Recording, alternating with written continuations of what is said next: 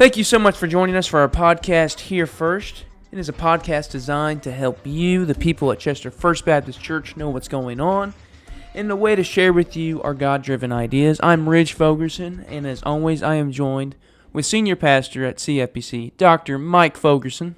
How you doing, man? It's good to see you. How are things going this week with you? Things are going well with me. We have been talking a lot this week about the new Pray and Go ministry. Pray and Go kicked off this last week. We have got over 30 people in our church involved with praying and going into the 62233. Doing those two things, praying and going. So I'm excited about it. It's going to be really, really good. And to see it come together and it gel, it really combines the simplicity of just praying and going with the power of prayer. It's awesome. I'm excited. Yeah, and you talked about that in the Living in a Prayer series this entire last month. And you and Mom, you guys went out and actually did the first Pray and Go. We did the first inaugural week of it. Yeah, Pam and I went down there to I think it was 2nd Street or Second. Second Street. I'll put a picture of that up. Yeah, it's we did it. It was pretty fun, and we're going to work some kinks out of it. I think this week, Bird and Missy Estel are doing it, and we're going to continue to work the kinks out of it. But it's fun. Yeah, we got this cool thing that goes around with that. It's called SWAP. It stands for the Soul Winning App. What's that do? You go to the App Store, you download it, and what that does is you got to create a account, right? You put in your email, you make a password, and then it will ask you, what church do you belong to? What church do you go to? And you just type in the zip code 62233, and we're the only church that pops up, Chester First Baptist Church. And from there, you scroll down, you go to Maps, and you click CFBC's Pray and Go. And there you can look at what we have to pray for and what we have prayed for. Like right now, the only thing that we've prayed for is 2nd Street, what you and Mom did. And then you can look and see what, I think the next street we're doing is 3 Springs Road. Yep, Bird and Missy are going to do 3 Springs Road this weekend. That's the word on the street. And I mean, that app is just cool because you can track progress with that. Right. And every Sunday, our folks will be able to see the progress that we're making. And Pray and Go is not a one-and-done ministry. We're going to pray for the whole city of Chester, one door at a time, one home at a time. And then we're going to do it again when we get it done. It'll be a part of our spiritual DNA of who we are as a church. Yeah, and Sam Rayner kind of talked about that the last 2 episodes of Here First. Absolutely. We had a 2-part with him. And those are on Spotify. Come on. Yep, our podcast, this is episode 20. All 20 episodes are on Spotify. So they could binge. You can watch them. I mean, I don't know who would want to watch us. Maybe 2 listeners. I don't know. Maybe. Probably us. But Spotify, what would they type in Spotify? You would type in Here First, capital H, capital F, or you can type in Chester First Baptist Church, whatever's easiest for you. They Very both good. Pop up there. We had a meeting, this is Thursday, but Wednesday night, right before Connect Groups, we were talking about our one-day VBS event, Jesus League. It is kind of a takeoff on superheroes, Justice League.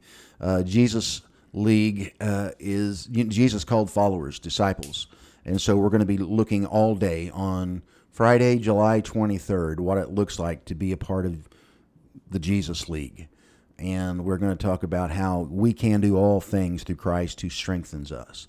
In fact, our theme song for the Jesus League is going to be an original piece from one of the Tub members, Chris Mathis. And we worked on it last night at practice. It was awesome. It's going to be fun. It was a cool experience to be able to do that. But we've got plenty of help, and we're going to have inflatables out in the parking lot, big inflatables, all day Friday. And we're going to have Bible study, food. Bobby Helmers is going to be there, and we're in talks with Chief Burke to come up, but talking about local heroes and talk about biblical heroes. But the greatest hero of them all is Jesus. And we're going to wind up at the cross and see how Jesus can save us. And it's going to be a good time. The Jesus League Vacation Bible Clinic.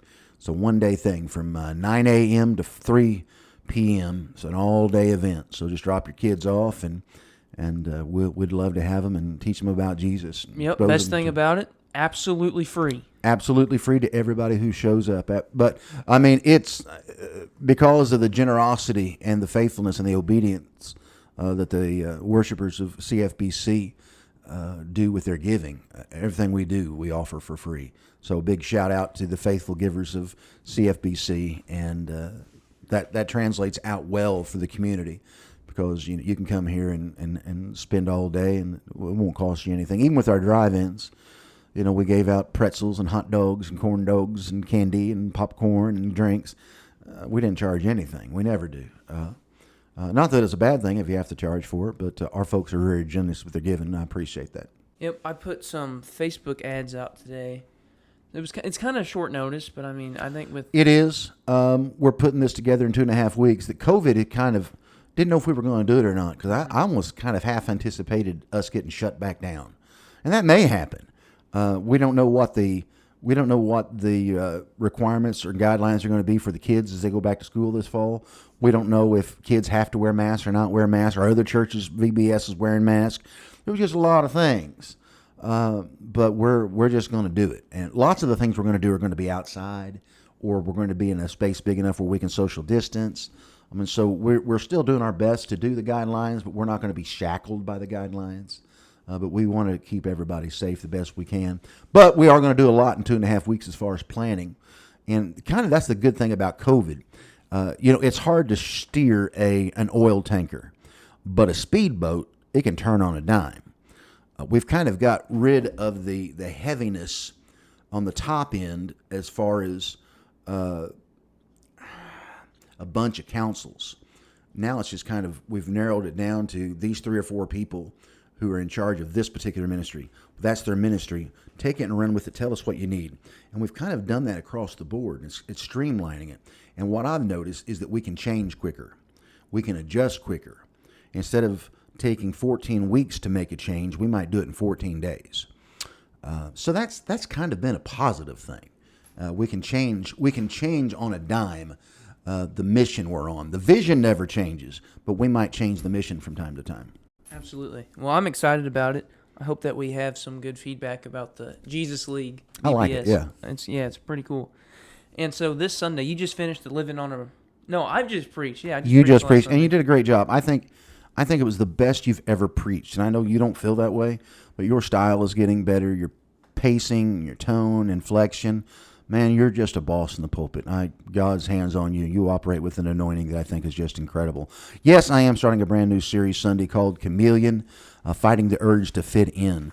And it's going to start really talking about what does conforming to the world look like. And the first story out of the chute will be Jesus talking to the Samaritan woman at the well. It's in John, I want to say it's in John 4, like verses 1 through 26. I think that's it. It's there in John. But Jesus is talking to this woman noon at the well, hottest part of the day, and she is talking about water, and she's there in the middle of the day because she didn't want to associate with all the other women.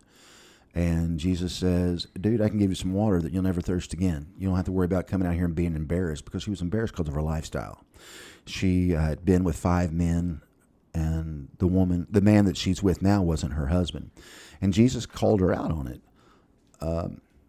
because he said, go get your husband. She said, oh, I don't have a husband. She said, you're right, man. You've got 5, and the dude you're with right now, you're shacked up with.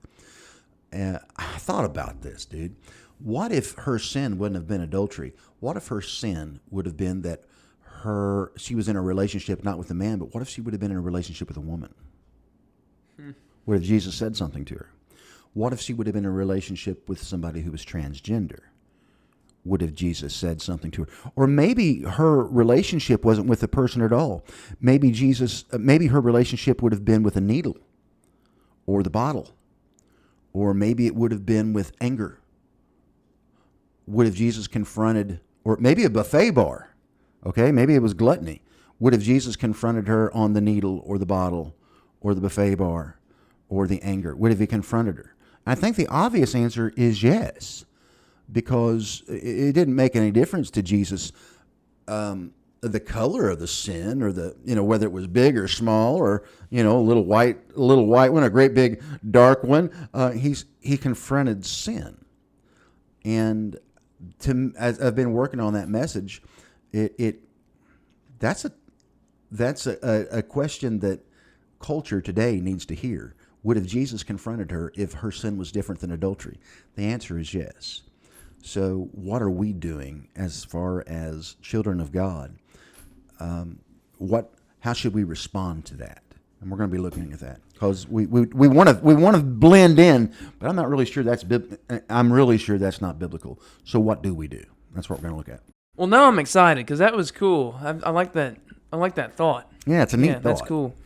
Well, I mean, that's all we got. You got anything you want to add? I don't think I have anything I want to add. I want to brag on our Connect groups. Our Connect groups are running 35 people a week, which is great. I would like for us to run around 60, but we're getting there. This past Wednesday, that was the best Connect group I think we've had. Yeah. I thought the engagement was awesome. And our Connect group was on forgiving one another. And just from the feedback and the conversations we were having in that Connect group, hurt feelings and people carrying offense and hurt around with them for years is pretty prevalent. It's epidemic, at least at CFBC. And I've got to assume that's probably that way within the entire 62233. The next Connect group we're doing, which starts in August 10 online, August 11 in person, is going to be The Bait of Satan by John Bevere. It's an incredible book. And it talks about the bait of Satan being offense. I get mad at somebody and I stay mad at somebody and I carry that with me. And what we don't understand is that when we keep that anger and that unforgiveness with us, it actually prevents us from going forward in our faith with God. And we're going to be looking at that in August. And anybody can get online and register and order their books now at chesterfbc.org. Go to our Connect group link and you can order your stuff. But that's going to be more probably, I'm looking forward to that Connect group more than any that we've done so far. I think it's going to be good. Absolutely. Well, thank you so much for joining us for our podcast. Hope you enjoyed, and as always, big shout out to Chester First Baptist Church for putting this podcast together. Their vision is to love God, love people, and they're trying to live like Jesus. And they have service time Saturday evenings at 5 p.m. and Sunday mornings at 10:30. The 5 p.m. on Saturday is outside if the weather permits. Yep, remember you heard it here first. Thank you, guys. God bless.